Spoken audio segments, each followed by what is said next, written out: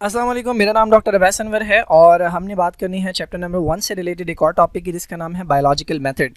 ये 9th class में भी आपने सुना होगा कि साइंटिस्ट जो हैं जब भी कोई बायोलॉजिकल प्रॉब्लम आती है तो उसे सॉल्व करने के लिए एक पूरा स्टेप वाइज एक तरीका होता है, एक मेथड होता है जिसके अंदर एक एक स्टेप जो है वो फॉलो किया जाता है।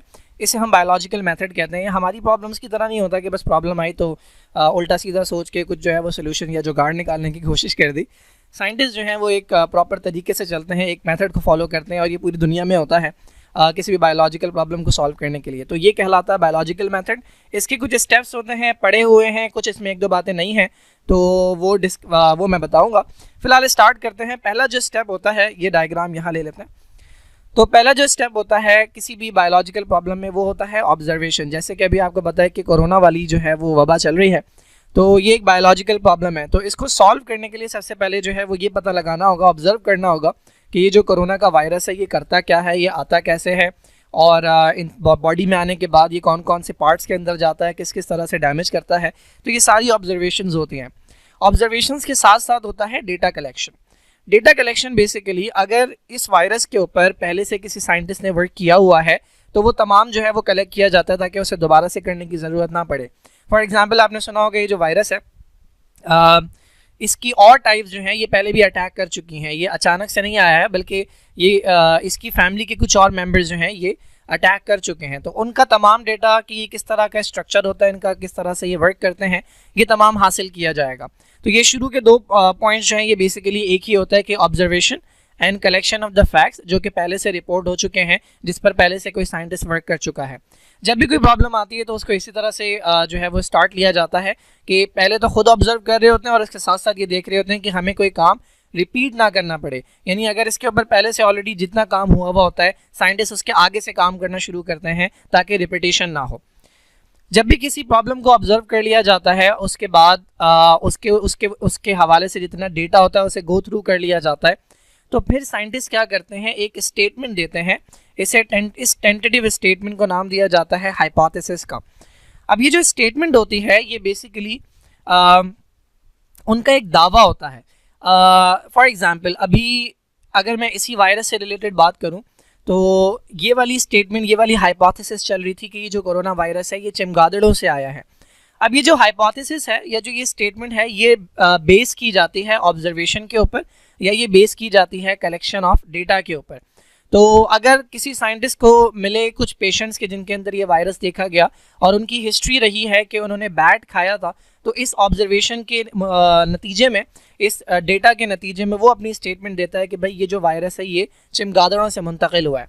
सपोज कर लें किसी और साइंटिस्ट ने जो कोरोना के पेशेंट देखे, उन्होंने जब हिस्ट्री ली तो पता लगा कि इन्होंने कोई और एनिमल खाया, फॉर एग्जांपल कॉकरोच खाया है, तो वो कहेगा कि भाई मेरे ख्याल में ये जो कोरोना वायरस है ये कॉकरोच से आ रहा है। तो ये जो हाइपोथेसिस है ये बेस करती है ऑब्जर्वेशन के ऊपर और डेटा कलेक्शन के ऊपर, जो कि साइंटिस्ट टू साइंटिस्ट वेरी कर सकता है। बताने का मकसद ये है कि ये जो हाइपोथेसिस है ये सही भी हो सकती है और ये जो स्टेटमेंट है ये गलत भी हो सकती है। इसके बाद जो नेक्स्ट स्टेप होता है वो इस हाइपोथेसिस को थोड़ा सा वेरीफाई किया जाता है, थोड़ा सा पॉलिश किया जाता है with the help of reasoning. Reasoning के अंदर उसके ऊपर, उस हाइपोथेसिस के ऊपर सोचा जाता है, क्वेश्चंस किए जाते हैं। अब ये जो रीजनिंग होती है ये दो तरह की होती है, एक है इंडक्टिव और एक होती है डिडक्टिव। ये दोनों एक दूसरे के ऑपोजिट हैं। इंडक्टिव रीजनिंग जो है उसके अंदर आप जाते हैं आइसोलेटेड से जनरल की तरफ, ठीक है। तो इसको हम आइसोलेटेड रख देते हैं। ये कोई आइसोलेटेड फैक्ट है और ये एक जनरल आइडिया है, ये मैं अभी एक्सप्लेन करूंगा। तो अगर आप आइसोलेटेड से जनरल की तरफ जा रहे हैं तो ये कहलाता है इंडक्टिव, और अगर आप जनरल से आइसोलेटेड की तरफ आ रहे हैं तो ये कहलाती है डिडक्टिव रीजनिंग। ये दो तरह की रीजनिंग है। इंडक्टिव की एग्जाम्पल बहुत अच्छी दी हुई है बुक के अंदर। देखिए भाई, रॉबर्ट हुक जो था उसने ऑब्जर्व किया था प्लांट के एक पार्ट को जिसके अंदर उसे छोटे छोटे यूनिट मिले थे, जिसने उसे कहा कि ये सेल है। अब उसने प्लांट के एक पार्ट को ऑब्जर्व किया और उसमें उसे जो चीज़ मिली उसने कहा कि ये सेल है। बिल्कुल इसी तरीके से जोलॉजिस्ट ने जो जोलॉजिस्ट थे उन्होंने एनिमल के किसी पार्ट को ऑब्जर्व किया और उन्हें इसी तरह का यूनिट मिला, उसको भी इन्होंने नाम दिया सेल का। तो ये दो स्टेटमेंट हो गई हमारे पास। प्लांट को ऑब्जर्व किया उसके अंदर सेल मिले और एनिमल को ऑब्जर्व किया उसके अंदर सेल मिले। ये दो आइसोलेटेड फैक्ट्स हैं। तो पहली स्टेटमेंट देखें क्या है कि प्लांट्स जो हैं उनके अंदर हमें सेल मिले।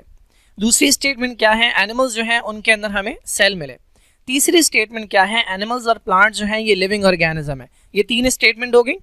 अब इन 3 स्टेटमेंट से आपने एक जनरल आइडिया बना लिया, एक कंक्लूजन बना लिया कि प्लांट्स और एनिमल्स के अंदर सेल मिले हैं और प्लांट्स और एनिमल लिविंग ऑर्गेनिज्म है। इसका मतलब क्या है, जितने भी लिविंग ऑर्गेनिज्म दुनिया में पाए जाते हैं सबके अंदर क्या मिलेंगे, सबके अंदर सेल मिलेंगे। तो ये जो आप सेल थ्योरी पढ़ते हैं कि all life forms are made up of cell, ये बेसिकली इन 2 फैक्ट से आई थी कि प्लांट्स के अंदर देखा गया तो सेल मिले, एनिमल्स के अंदर देखा गया तो सेल मिले। चूंकि प्लांट्स और एनिमल्स लिविंग ऑर्गेनिज्म है तो उन्होंने जनरलाइज एक आइडिया बनाया कि जितने भी लिविंग ऑर्गेनिज्म है सबके अंदर आपको सेल्स मिल जाएंगे। इस टाइप की रीजनिंग को हम कहते हैं इंडक्टिव रीजनिंग, जिसके अंदर आप एक आइसोलेटेड फैक्ट से, एक छोटे से पॉइंट से आप एक जनरल आइडिया की तरफ जा रहे हैं। फॉर एग्जाम्पल सेकेंड ईयर के अंदर एक चैप्टर है जेनेटिक्स, ठीक है। जेनेटिक्स शायद आपने 9th के अंदर भी थोड़ा बहुत डिस्कस किया हो, या फर्स्ट ईयर के अंदर आप पढ़ेंगे चैप्टर नंबर 11 बायो एनर्जेटिक्स। तो स्टूडेंट ने बायो एनर्जेटिक्स का या जेनेटिक्स का एक चैप्टर, एक टॉपिक देखा, उसे वो हार्ड लगा। उसने फिर दूसरा टॉपिक देखा, उसे वो भी हार्ड लगा। तो उसने क्या किया, ये 2 आइसोलेटेड फैक्ट थे कि एक टॉपिक हार्ड है इस चैप्टर का, दूसरा टॉपिक हार्ड है इस चैप्टर का। तो उसने पूरा जनरल कंक्लूजन बनाया कि ये चैप्टर पूरा का पूरा ही क्या है, हार्ड है। तो ये आइसोलेटेड फैक्ट से जो जनरलाइज आइडिया की तरफ जाते हैं ये कहलाता है इंडक्टिव रीजनिंग। सिमिलरली आप किसी रेस्टोरेंट में जाएं, किसी होटल में जाएं और वहाँ पर आप बिरयानी ऑर्डर करें और वो बिरयानी बहुत बेकार सी बना कर दें। आप किसी दूसरी जगह जाएं, वहाँ पर आप बिरयानी ऑर्डर करें और वो भी आपको बेकार सी बिरयानी बना कर दे दें। तो ये 2 फैक्ट्स की, दो एक्सपीरियंसेस की बेस के ऊपर आप कंक्लूजन दे देंगे कि भाई बिरयानी तो होती ही ख़राब है। इसका मतलब ये नहीं है कि ये हमेशा सही हो। ये वाली जो इंडक्टिव रीजनिंग होती है ये हमेशा सही नहीं होती, लाजमी नहीं है कि हमेशा सही हो। कई बार ये सही भी हो सकती है, कई बार ये गलत भी हो सकती है, क्योंकि ये पर्सनल एक्सपीरियंस के ऊपर बेस करती है। आप अच्छी जगह से बिरयानी खाएंगे तो आपकी स्टेटमेंट जो है वो चेंज हो जाएगी। तो ये इंडक्टिव रीजनिंग है जिसमें आप आइसोलेटेड से जाते हैं जनरल आइडिया की तरफ। अब आ जाते हैं डिडक्टिव रीजनिंग के ऊपर। डिडक्टिव रीजनिंग जो है ये ऑपोजिट है, इसमें आप जनरल आइडिया से एक आइसोलेटेड पॉइंट के ऊपर आते हैं। फॉर एग्जाम्पल जैसे कि फेमिनिस्ट कहती हैं कि ऑल मैन आर ट्रैश, ठीक है। तो अब ये एक स्टेटमेंट है। उसके बाद दूसरी स्टेटमेंट क्या है, क्योंकि फला बंदा जो है वो मैन है, तो ये 2 स्टेटमेंट हो गई। पहली स्टेटमेंट क्या है, ऑल मैन आर ट्रैश। दूसरी स्टेटमेंट क्या है कि मिस्टर कादिर जो है ये मैन है। तो इन दोनों स्टेटमेंट से कंक्लूजन क्या निकला कि मिस्टर कादिर जो है वो ट्रैश है। तो ये जो तरीका है कि आप जनरलाइज आइडिया से एक आइसोलेटेड पॉइंट की तरफ आते हैं, ये कहलाती है डिडक्टिव रीजनिंग। सिमिलरली अगर आप किसी को लैब कोट पहने हुए देखते हैं तो आप डिडक्टिव रीजनिंग यूज़ करते हैं कि भाई चूँकि सारे मेडिकल के जो स्टूडेंट्स होते हैं वो लैब कोट इस्तेमाल करते हैं, लैब कोट पहनते हैं, और ये शख्स भी लैब कोट पहना हुआ है, इसका मतलब ये जाहिर है मेडिकल स्टूडेंट, ये लाजमी है कि ये मेडिकल स्टूडेंट होगा। तो ये जो तरीका होता है जिसमें जनरलाइज आइडिया से एक स्पेसिफिक पॉइंट की तरफ आते हैं, ये कहलाता है डिडक्टिव रीजनिंग। इंडक्टिव रीजनिंग की अगर मैं एक और एग्जांपल दूं तो जैसे आप मलेरिया के बारे में पढ़ते हैं, तो अगर एक साइंटिस्ट है कि जिसने देखा कि भाई जो मलेरिया का पेशेंट था उसके अंदर उसे प्लाज्मोडियम मिला जो एक्चुअली कॉज करता है मलेरिया, फिर उसने दूसरा पेशेंट देखा उसके अंदर भी उसे प्लाज्मोडियम मिला, फिर उसने तीसरा पेशेंट देखा उसके अंदर भी प्लाज्मोडियम मिला, तो उसने क्या किया कि 3 पेशेंट्स के बेसिस के ऊपर उसने एक जनरलाइज स्टेटमेंट दी कि प्लाज्मोडियम जो है वो मलेरिया के पेशेंट के अंदर पाया जाता है, प्लाज्मोडियम जो है वो कॉज है मलेरिया का। उसने 3 पेशेंट्स की बेसिस के ऊपर एक आइसोलेटेड फैक्ट से एक जनरलाइज आइडिया बना लिया कि मलेरिया जो हो रहा है वो प्लाज्मोडियम की वजह से हो रहा है। डिडक्टिव रीजनिंग की अगर मैं एग्जाम्पल दूँ, सपोज मैं आपके पास एक एनिमल लेकर आ जाऊँ और मैं पूछूं कि भाई इसको किस कैटेगरी में रखना है, रेप्टाइल में या एम्फीबियंस में या फिशेस में या बर्ड्स में। आपने उस एनिमल को देखा और आपने देखा कि उसके पास विंग्स हैं, तो आपने कहा चूंकि सारे बर्ड्स जो होते हैं उनके पास विंग्स होते हैं और इसके पास भी विंग्स हैं तो इसको कंसिडर किया जाएगा एज अ बर्ड। तो ये आपने कैसे किया कि जो जनरलाइज आइडिया था कि सारे जो बर्ड्स होते हैं उनके पास विंग्स होते हैं, उसको यूज़ करते हुए आप एक आइसोलेटेड कंक्लूजन की तरफ आए, तो ये कहलाती है डिडक्टिव रीजनिंग। इसके अंदर यूजुअली इफ देन स्टेटमेंट इस्तेमाल होती है, अगर तो ऐसा है तो ऐसा होना चाहिए, अगर ऐसा है तो वैसा होना चाहिए। तो इन दोनों की बेसिस के ऊपर फिर एक्सपेरिमेंट किए जाते हैं। एक्सपेरिमेंटेशन के बाद एक कंक्लूजन ड्रॉ किया जाता है फाइनली कि फाइनल रिजल्ट क्या है एक्सपेरिमेंट की बेसिस के ऊपर।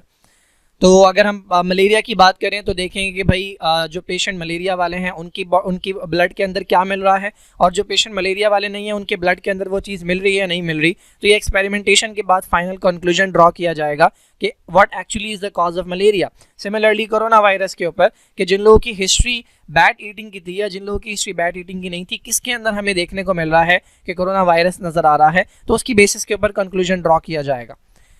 अच्छा, कंक्लूजन अगर सही होता है तो हाइपोथेसिस को कंसिडर किया जाता है कि ये ट्रू है। उसके बाद जो है उस हाइपोथेसिस के बेसिस के ऊपर एक पूरी थ्योरी बनाई जाती है, और वो थ्योरी अगर बार बार टेस्ट करने के बाद हमेशा सेम रिजल्ट देती है तो फिर हम उसे कहते हैं साइंटिफिक लॉ, और ये एक्सेप्टेबल होता है और ये चेंज नहीं होता। तो ये है बायोलॉजिकल मेथड जिसको इस्तेमाल करते हुए साइंटिस्ट जो है वो किसी भी बायोलॉजिकल प्रॉब्लम को सॉल्व करते हैं।